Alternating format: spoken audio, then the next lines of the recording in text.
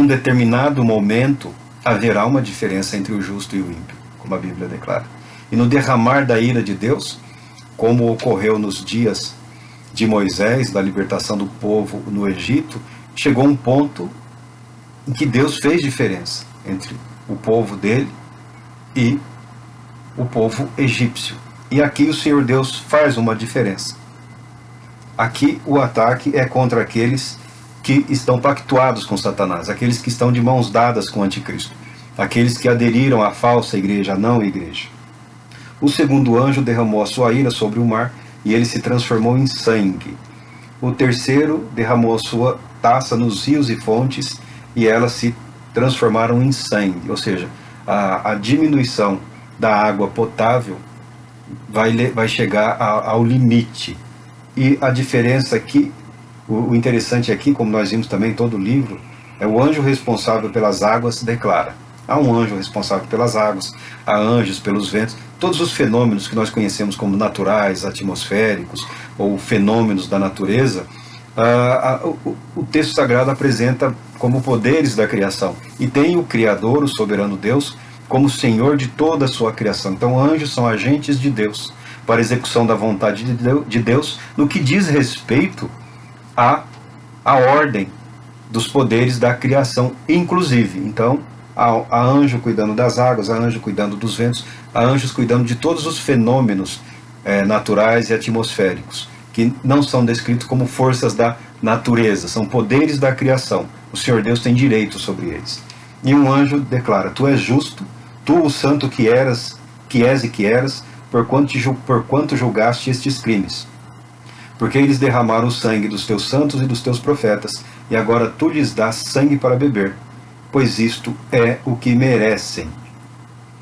E do altar procedia a seguinte aclamação: certamente, ó Senhor Deus Todo-Poderoso, verdadeiros e justos são os teus juízos.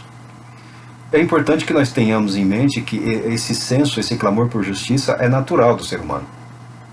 A natureza humana, o ser humano de um modo geral, qualquer lugar desse planeta, as pessoas sentem, entendem como que por instinto, quando estão sofrendo injustiça, quando os governantes, quando os poderosos estão agindo de forma injusta, quando as leis não são justas, as pessoas clamam por justiça. Toda a criação, de certa forma, clama por justiça. Perigoso é quando o indivíduo abandona esse senso de justiça, quando ele abre mão desse critério do que é correto, do que é justo, do que é agradável a Deus, por critérios outros, que tenha o objetivo que não seja de glorificar a Deus e de não fazer com que prevaleça a verdade de Deus. Deus abomina a injustiça, Deus abomina o homicídio, Deus abomina o roubo, Deus abomina toda forma de violência, de crueldade, de maldade. Deus abomina que pessoas poderosas se aproveitem de outras em estado de maior necessidade. São coisas abomináveis a Deus. E por outro lado, é agradável a Deus que se promova a justiça. País justo, sociedade justa, leis justas, né, agradam a Deus. E quando nós nos permitirmos abandonar esse critério de justiça, que também existe como que por um instinto no ser humano, é um péssimo sinal, é um mau sinal. Mas aqui, os inimigos do Senhor estão sendo atacados. O quarto flagelo. Veio o quarto anjo e derramou a sua taça sobre o sol, e o poder do sol foi como que aumentado, ampliado. Ao sol foi permitido queimar a humanidade. Será um período de intenso calor. E as pessoas que não respeitam a Deus, que não amam a Deus, colocarão a culpa em Deus. De fato, é a ira de Deus sendo derramada sobre a humanidade pecadora, sobre os adoradores da besta, e nem assim eles se humilham, nem assim eles se dobram. Nós citamos do exemplo de Nínive, que com a presença de Jonas, né, sem nenhuma vontade de pregar a palavra de Deus para aquela cidade, do pouco que ouviram, e ao saberem da história de Jonas, do Deus de Jonas, se arrependeram, colocaram até os animais para jejuar. Até os animais jejuaram. E Deus não destruiu Nínive naqueles dias, nos dias da profecia de Jonas, porque o povo ouviu a palavra de Deus e se arrependeu. Aqui vemos um povo obstinado que não quer voltar atrás. O quinto flagelo aqui é sobre o trono da besta, como foi no Egito, a capital, onde vivia o faraó. O trono da besta ficará em trevas, e será uma aflição tão grande que os homens morderão as próprias línguas e também blasfemarão contra o Deus dos céus por causa das terríveis dores que sentiam provocadas por suas muitas feridas. Contudo, nem mesmo assim se arrependeram de suas obras malignas para que pudessem glorificar ao Senhor. Hoje tem sido muito fácil, não posso falar em relação ao restante do mundo, dos países vizinhos, mas hoje tem sido muito fácil no Brasil qualquer um investido de autoridade pública, de cargos políticos, cargos eletivos, se apresentarem como religiosos. Isso tem sido, já faz de longa data. Até pessoas que não professavam religião, eu vi sendo declarados por religiosos como homens e mulheres ungidos por Deus para algum propósito que eles imaginavam ser o adequado. Isso é extremamente perigoso. Esse é um caminho muito triste para a Igreja de Jesus Cristo. Eu não tenho nenhuma dúvida de que nós devemos abrir os nossos olhos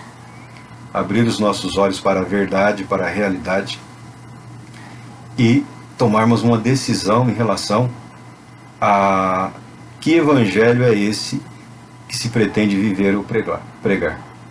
Porque se é colocado diante das pessoas uma possibilidade de uma igreja que se diz evangélica e ao mesmo tempo pactua com atrocidades, com aberrações, com violência,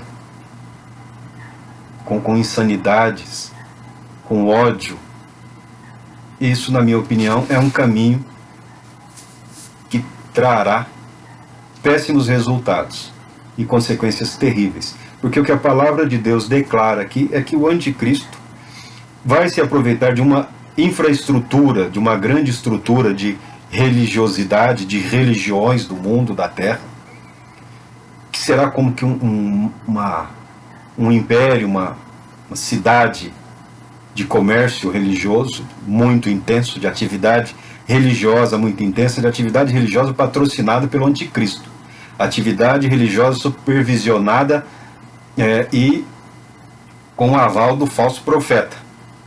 Então será a antirreligião. Mas se até mesmo esse sistema que o anticristo vai fundar, vai se aproveitar, ele vai se voltar contra esse sistema que a Bíblia fala aqui, chama de Babilônia. Imagina com relação a essas igrejas hoje, que nem sequer são a plenitude das igrejas do Senhor Jesus Cristo sobre a terra, cuja liderança é altamente questionável em seu caráter, em seus propósitos, né? Que dão de mão muito facilmente, muito rapidamente a homens e mulheres que só falam que são religiosos, né? Ou que participam em períodos específicos de alguma atividade religiosa. Proporcionalmente falando, é o mesmo caminho. É o caminho da corrupção. Quando o apóstolo Paulo fala que o Evangelho é o poder de Deus, o Evangelho é o poder de Deus. O poder de Deus não está no decreto de legislação nenhuma. A lei de Deus está aqui na palavra de Deus, tem tudo aquilo que nós precisamos para a nossa edificação, para o nosso sustento, para a nossa devoção, para o nosso crescimento e para que nós consigamos atingir bons propósitos. Tentar criar um mundo com cara de sociedade religiosa é estupidez, é arrogância. Isso nunca deu certo, isso nunca dará certo. Só traz ódio da sociedade contra a religião, contra a fé. Isso tem sido visto através da história. Oportunamente falaremos sobre essas coisas, mas agora vamos seguir aqui com o sexto flagelo. Um anjo derrama a taça sobre o grande rio Eufrates. As águas do rio Eufrates se secam e elas se transformam no caminho para o Oriente, de onde virá um grande exército. A essa altura nós já sabemos pela palavra de Deus que o anticristo soltou 3 espíritos malignos que o apóstolo viu como semelhantes a rãs, e estes espíritos foram para os reis, os poderosos da terra, para convencê-los em armar um grande exército para marcharem contra o Senhor. O próprio Satanás sabe da batalha que haverá, ele sabe da derrota certa, mas ele é incorrigível. E ele se lança nessa aventura sem precedentes, arrastando com ele os que já eram dele, os demônios, e também boa parte da humanidade que não quis obedecer à palavra de Deus. Quando nós colocamos em xeque, em questionamento, as verdades centrais, as verdades fundamentais, os valores da palavra de Deus, nós corremos o risco de ficar à mercê dos diabinhos que estão aí mundo afora, tentando seduzir e tentando dominar. Vamos lá. Aqui, ó, o dragão. Observei saindo da boca do dragão, da boca da besta e do falso profeta 3 espíritos imundos semelhantes a rãs. O mesmo poder satânico e demoníaco que estava sustentando o anticristo e o falso profeta, ele produz mais de si, né, que são espíritos de demônios que realizam sinais miraculosos, e eles vão aos reis de todo mundo. Eu já falei, os milagres de Satanás na prática são mentiras. São histórias elaboradas, são truques elaborados, são fenômenos artificiais. O diabo é o pai da mentira. O diabo é chamado de enganador. É o pai da mentira. Ele não tem poder para criar. Não há poder criativo em Lúcifer, em Satanás. Ele é incapaz de criar. Como ele também é incapaz de amar. Quando eu falo dos mandamentos do Senhor, um deles é esse. E certamente é o mais difícil. Porque se nós propusermos aqui, não sejamos exagerados. Vamos falar de um período que é possível para jovens, adultos, pessoas até uma faixa etária avançada. Vamos fazer um clamor ao Senhor, vamos propor um período de jejum. 7 dias de jejum. Milhões de pessoas sobre a terra, se quiserem, são capazes de jejuar 7 dias. Vamos, nesse mês que se aproxima, orar todos os dias, pelo menos 1 hora por dia.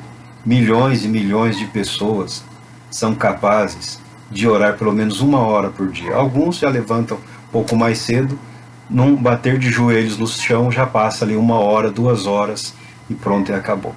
Agora, se eu disser, o Senhor Jesus ordenou que devemos amar os nossos inimigos, aí eu vou perder muitos amigos.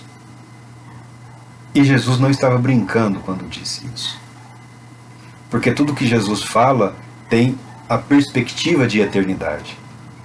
Sabendo o que espera o pecado, sabendo o que está reservado para o pecado, para o pecador, sabendo o que está reservado para aqueles que não ouvem a palavra de Deus, tendo uma ideia, uma perspectiva bíblica do que é a ira de Deus e a condenação eterna, o amor de Deus derramado em nossos corações e em nossas vidas, deveria, porque é poder suficiente para propor em nós uma vida de oração também em favor dos nossos inimigos. Porque os maus também amam os seus, foi o que Jesus ensinou.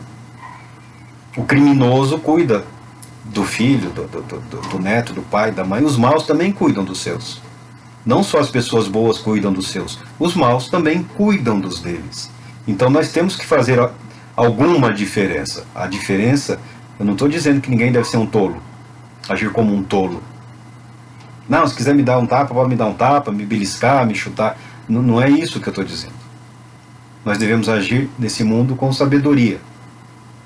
Mas devemos agir com a sabedoria dada por Deus, pelo Espírito de Deus, acreditando que é possível que pessoas que nós temos como difíceis ou impossíveis, ou endemoniados, ou seja lá o que for, ou inimigos políticos ou religiosos, sabendo que é possível para Deus, e esta é a vontade de Deus, que o Evangelho de Jesus Cristo chegue até eles, e que o Evangelho de Jesus Cristo os converta em aliados, em irmãos.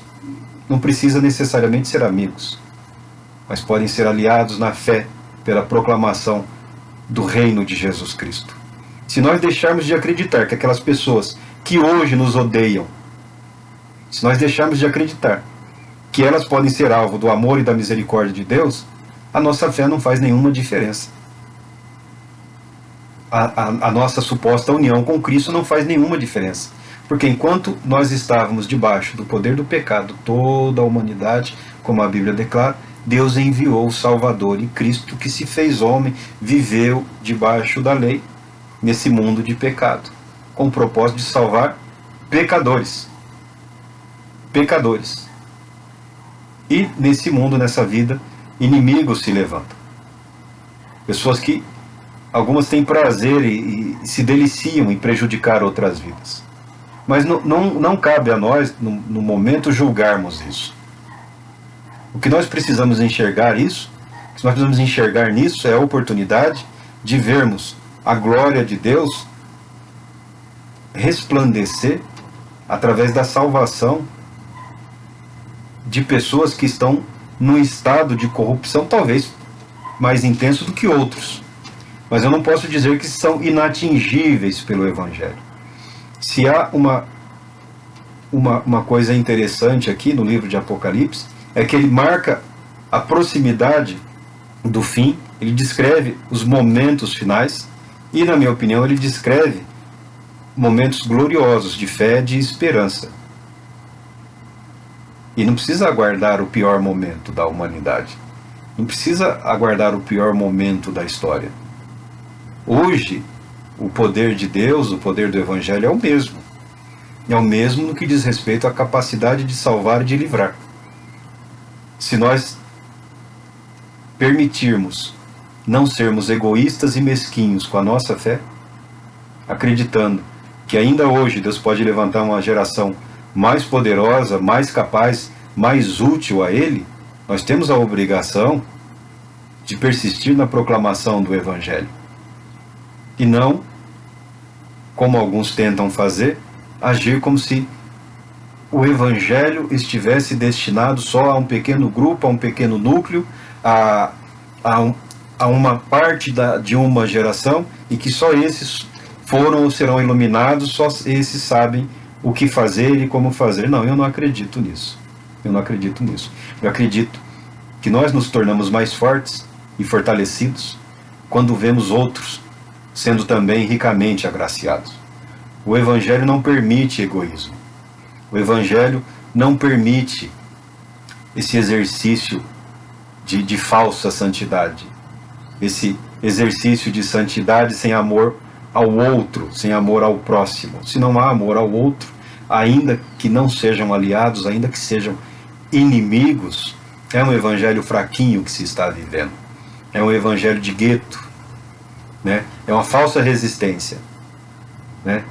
Vivendo escondido nos seus cantinhos, como se não houvesse a chance de que a chama do Espírito, o poder da graça de Deus, possa usar essas pequenas pessoas, esses pequenos grupos, essas situações às vezes extremadas, para glorificar o nome do Senhor. Chegando aqui, vemos aqui a preparação aqui da batalha do Armagedon. Megido é um lugar muito interessante para os judeus, porque muitas batalhas ocorreram lá. Muitas vezes foram vencedores, algumas vezes foram derrotados, mas é basicamente um campo de batalha, uma grande batalha. E quando chegamos no sétimo flagelo aqui, como nós já anunciamos, ocorre o julgamento da grande Babilônia. Ela é julgada, ela é exterminada, e os exércitos do anticristo se preparam para uma batalha. Tá? Aí nós chegamos aqui no capítulo 19. Havendo passado esses acontecimentos, ouvi no céu uma voz grave que anunciava: Aleluia! A salvação, a glória e o poder pertencem ao nosso Deus, porquanto verdadeiros e justos são seus juízos. Aí fala aqui: Ele condenou a grande prostituta que corrompia a terra com a sua sedução, e das mãos dela vingou o sangue dos seus servos. Aí João ouve, nós já falamos disso rapidamente, ele ouve algo semelhante ao som de uma grande multidão, como estrondo de muitas águas e poderosos trovões, que bradava: Aleluia, porquanto o Senhor nosso Deus, o Todo-Poderoso, já reina.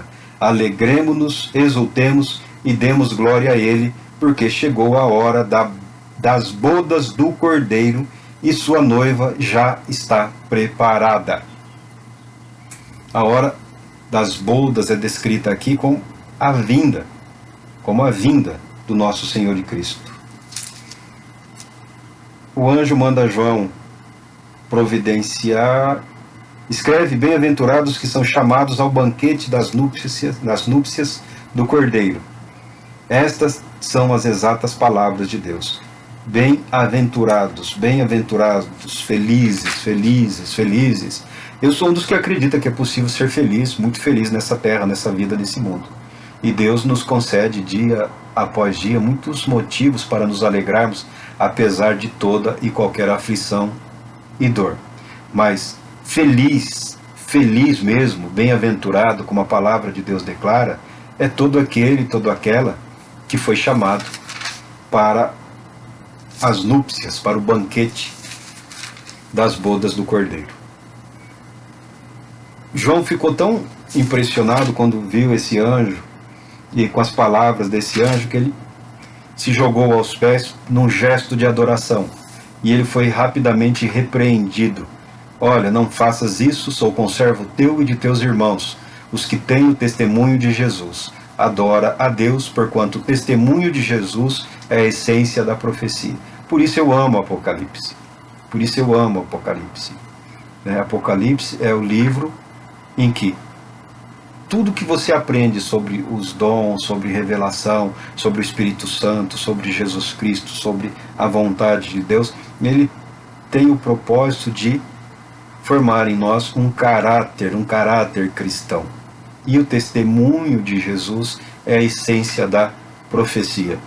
Se não glorifica o bom nome do nosso Senhor Jesus Cristo, não é profecia.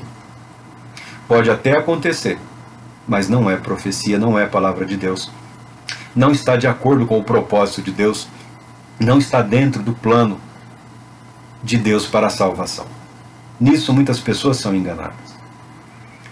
Não estão buscando profecias, estão buscando respostas, e às vezes resposta que as permitam burlar a palavra de Deus.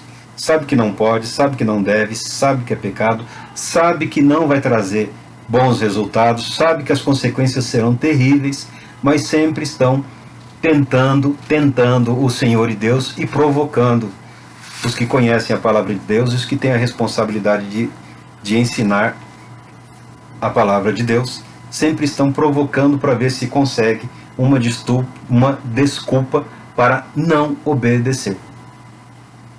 Por isso os pastores, os ministros do Evangelho, os servos de Deus, sempre têm que permanecer fiéis às verdades básicas, simples e fundamentais. Aí a pessoa fala: mas e o meu caso? O seu caso é a maneira através da qual você está vivendo uma circunstância em que você está sendo impedido por Deus de pecar. Essa história, cada caso é um caso, é o mesmo que dizer que é a mesma coisa. Se é a mesma coisa, é o mesmo pecado. E se Deus disse não, Ele não vai mudar de ideia. Não, ninguém pode. Mas você é especial. É isso que algumas pessoas querem entender como especiais. Permissão para burlar a verdade, a palavra de Deus. Não, mas a pessoa se acha diferente, se insinua diferente, e vive de modo diferente, e caminha para longe do Senhor Jesus Cristo. E como o próprio Lúcifer, às vezes acaba arrastando um bom tanto com eles, porque amam a mentira. Eu não sou propriamente um perfeccionista, eu não acredito nessas besteiras. Eu não acredito em perfeição nessa vida. Eu não considero sequer a expectativa, a possibilidade de perfeição nessa vida afronta o nosso conhecimento da humanidade e da palavra de Deus. Às vezes, como no caso de Moisés, perfeição em relação a um propósito. Como no caso de Abraão, perfeição em relação a um propósito.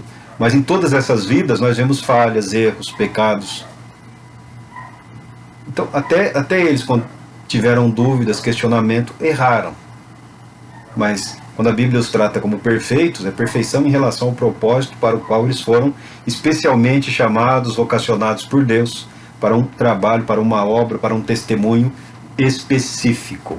Não se espera que as pessoas atinjam, de qualquer forma, algum nível de perfeição. Muito pelo contrário, conforme você aumenta conhecimento, você aumenta dores, tristezas, a intensidade do sofrimento das pessoas que têm um conhecimento maior acaba se intensificando, porque quanto mais luz é lançada sobre a vida da pessoa, melhor ela enxerga o que ocorre à sua volta e melhor enxerga em todos os aspectos, né? Sociopolítica, economicamente, espiritualmente, e isso traz dor, traz aflição, traz sofrimento, porque a partir do momento que você toma conhecimento da verdade, você tem um compromisso com a verdade. Se você chegou ao conhecimento da verdade, é porque a verdade chegou até você. E fugir disso não é impossível. Aqui continua: então olhei e eis que vi os céus abertos, e diante de mim um cavalo branco, cujo cavaleiro se chama Fiel e Verdadeiro.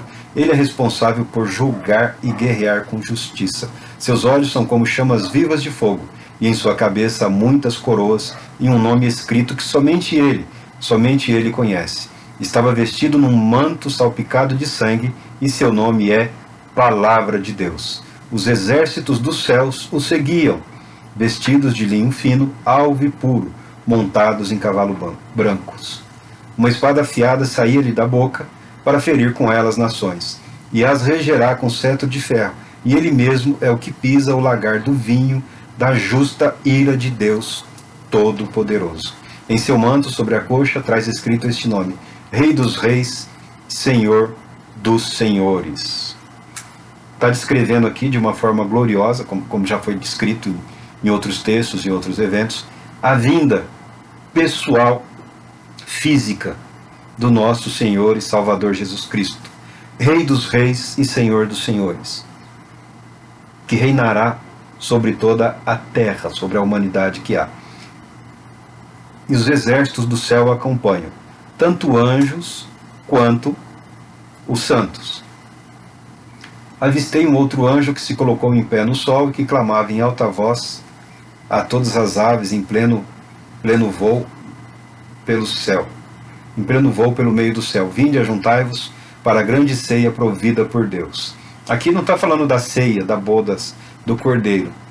Ele está descrevendo a batalha que está prestes a ser iniciada e imediatamente vencida por Jesus Cristo. Tá? Nesse momento vi a besta, os reis da terra e os seus exércitos reunidos para guerrearem contra aquele que está montado no cavalo e contra o seu exército. Ele exibe uma vinda como o Senhor glorioso, como majestoso e sublime rei, como que cavalgando um cavalo pronto para a batalha, já vencedor, tá? Os exércitos estão preparados. Aí acontece algo. Entretanto, a besta foi presa. A besta foi presa. E com ela o falso profeta que havia realizado sinais miraculosos em nome dela, por intermédio dos quais ele havia enganado todos os que receberam a marca da besta e adoraram a sua imagem. Os dois, o anticristo e o falso profeta, os dois foram lançados vivos no lago de fogo que arde com enxofre. Com a vinda de Cristo, imediatamente o anticristo e o antiprofeta, o falso Cristo e o falso profeta, são já lançados no lago de fogo. Todos os demais, todo o exército dos reis da terra que se reuniram para batalhar, diz a palavra de Deus, foram mortos. Foram mortos. Todos os demais foram mortos com a palavra que saía da boca que está da boca daquele que está montado no cavalo. Tá? Ninguém afrontará Jesus para sempre. as afrontas que o Senhor tem tolerado, os insultos que o Senhor tem suportado, a suposta demora no seu retorno é motivado pelo seu imenso amor e misericórdia bondade para com a humanidade pecadora, desejando que sejam salvos. Mas haverá o dia do basta. Haverá o dia do acabou. Quando ninguém precisará falar quem que manda aqui, quem que reina aqui, quem governa aqui. Todos saberão que é Jesus Cristo. Nisso observei que desceu dos céus um anjo com a chave do abismo e uma grande corrente em sua mão. Ele prendeu o dragão, a antiga serpente, que é o diabo, Satanás, e o amarrou por 1000 anos. 1000 anos. Aqui eu estou junto com todos aqueles que acreditam que esse período é literal. Esse período é literal. Um longo período de 1000 anos em que Satanás será impedido de atuar contra a humanidade. Jesus Cristo estabelece o seu reinado sem nenhuma possibilidade de oposição. E dá àqueles que estiverem vivos a oportunidade de viverem livres da influência satânica. Por quê? Eu entendo que é o último teste para o que resta da humanidade. É a resposta ao último questionamento vazio. Mas e se não tivesse diabo? Então haverá um período em que o inimigo de Deus e da humanidade será impedido de agir. A falsa religião foi completamente destruída. O falso Cristo foi destruído, o falso profeta foi destruído. Entendemos que com isso a palavra de Deus declara que todas as falsas religiões foram destruídas. Todos os falsos cristos foram destruídos e todos os falsos profetas. Porque você tem o auge, você tem o apogeu, mas há sempre um séquito, há sempre um grupo que aguardou, que esperou e que lucrou com o estabelecimento do reinado do anticristo. Aí João continua aqui. Lançou-o no abismo, o Satanás, onde o fechou e pôs um selo sobre ele, para que não enganasse mais as nações até que os 1000 anos se completassem. Depois disso é necessário... vamos chegar lá. Olhei e vi alguns tronos, e foi entregue o poder de julgar aos que neles se assentaram. E vi almas dos que foram degolados por causa do testemunho de Jesus e da palavra de Deus, os que não adoraram a besta, nem tampouco a sua imagem, e não receberam sinal na testa, nem nas mãos. Eles reviveram e reinaram com Cristo por 1000 anos. Vi almas, os mártires, os santos, as multidões que morreram em Cristo, que morreram na fé, que já estavam com Cristo nos céus, com o Senhor nos céus. Ocorre aqui a primeira ressurreição. E nessa primeira ressurreição, aí sim, o texto aqui não fala, mas nós vimos no ensino do apóstolo Paulo que nós os que estivermos vivos, quando Cristo aqui estiver para reinar, não precederemos os que dormem. Primeiro eles serão ressuscitados, seus corpos serão ressuscitados, eles vão se unir aos seus corpos ressuscitados e glorificados e reinarão com Cristo por 1000 anos. E nós, os que estivermos vivos, seremos o quê? Arrebatados para o Senhor e seremos transformados. O arrebatamento em Apocalipse significa um evento único. A vinda de Cristo é um único evento, não tem 2 etapas, 3 etapas, não. A vinda é um evento único, solene, final. Aí eu lamento discordar, e não sou eu, não estou discordando por discordar, tá?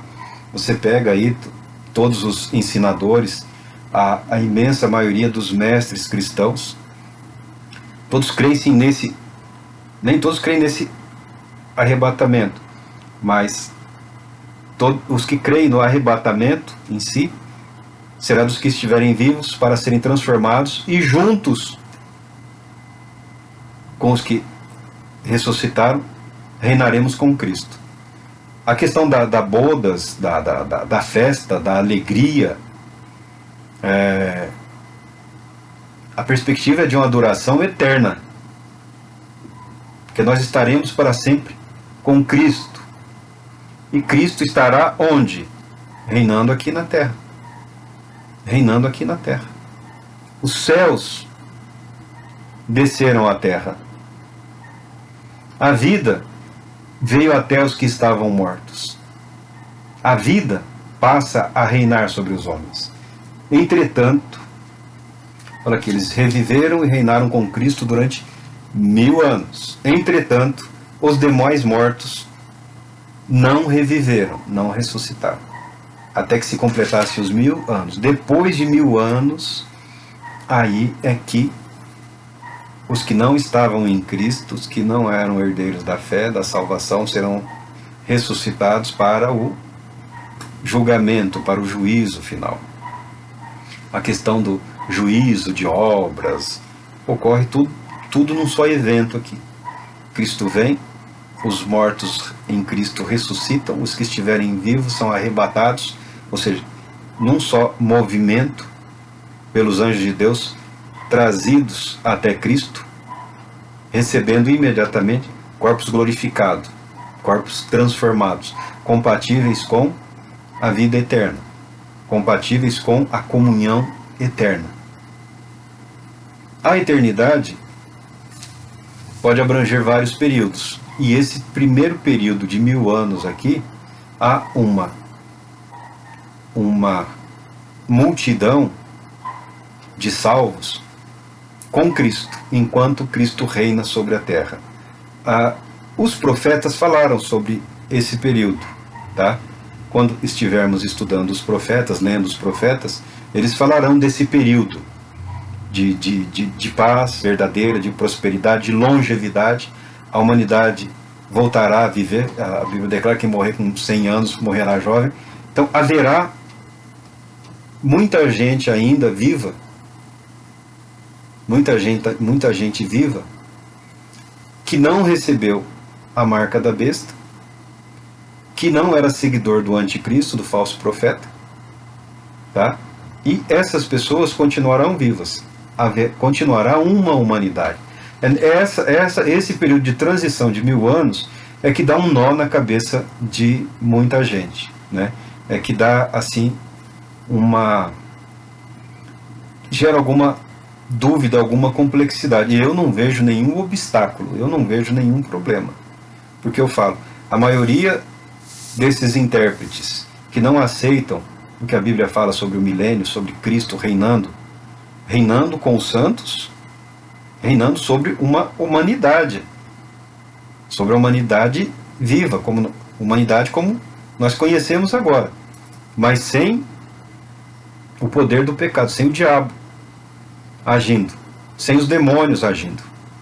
Uma sociedade, aí sim, não a do anticristo, que é um período curto, é um período de mentira, é um período de engano, é um período de erro. Essa de Cristo será um período de verdadeira paz, de verdadeiro júbilo, de verdadeiro crescimento. As nações verão o nosso Salvador Jesus Cristo. E a Bíblia fala que ele governará sobre as nações, sobre os reis da terra, por 1000 anos.